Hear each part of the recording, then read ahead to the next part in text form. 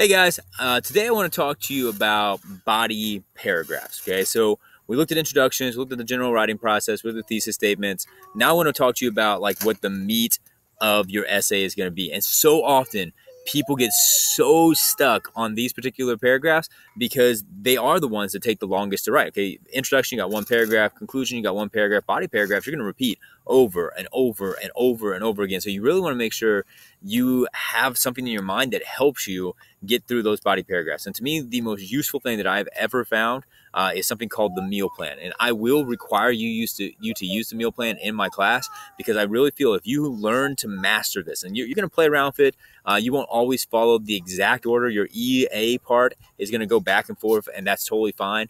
But if you master how to do that, it takes away that confusion of what goes into a body paragraph because you know it has to have these four elements.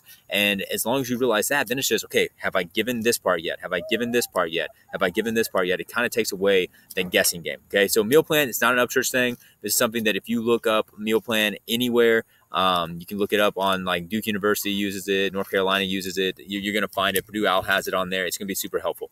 So the thing to remember about meal plan is it starts with a main idea. It's like the thesis for your paragraph. So the very first sentence of every single paragraph has to tell me what that paragraph is going to be about. Okay, it's one sentence only, one sentence, and it's going to tell me what that paragraph is about, which means you are transitioning at the beginning of the paragraph. So I know some people have been taught in the past that your transition sentence is the last sentence of the previous paragraph. No, don't do that. No new information in paragraphs. So beginning of your paragraph, first sentence, what is this about? So let's say you've got a thesis statement that tells me that you think that Spider-Man is an American hero because he's humorous, flawed, and triumphant. Then one of your main ideas is going to be something like, Spider-Man is an American hero because of his humor. Okay, something like that. That's what that entire paragraph then is going to be about. Nothing else, only that. Okay, which helps you kind of stay on track. So you give me a one sentence main idea, then you move into the evidence. In about 2 to 3 sentences, then you're going to support that main idea. So you're making a claim.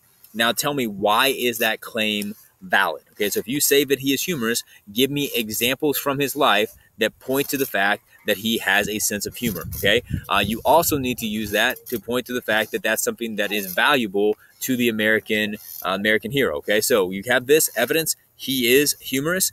Your analysis then is when you're going to make that sale. Okay, you've told me that he's humorous. You've shown me that you think he's humorous. Now you're going to convince me of things. First of all, you're going to convince me that the examples that you just gave are actually funny, because you might give examples that I don't think are funny at all. So you've got to prove to me that this is funny. And then you also need to prove to me that humor is something that Americans value. Okay, if you can do that, you've now given me a main idea. You've given me evidence. You have analyzed that. So you've given me your interpretation. You've told me why that evidence is relevant. And so now all you have to do is do a link back. That's where you're going to basically restate the main idea, which you might actually accomplish in your analysis. Okay, but you need to make sure you always come back to that. That helps you so that you know at the end that you haven't been chasing rabbits. Like if you get to the end and that link back is hard to do because you're no longer talking about the main idea anymore, well then clearly you need to go back and fix your paragraph because somewhere you jumped off the train and you are no longer writing a paragraph. Okay, you might need to divide stuff up.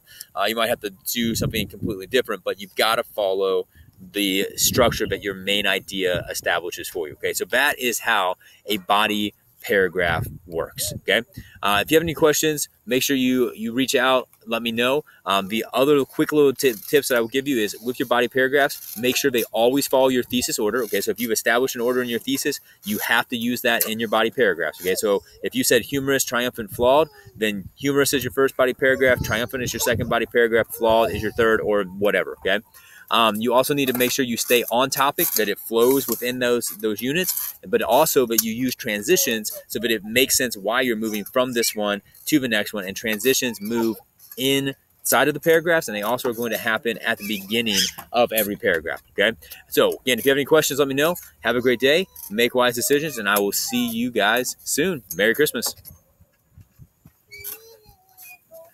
Hold on, guys. Nope, I'm not done. Can I please get on?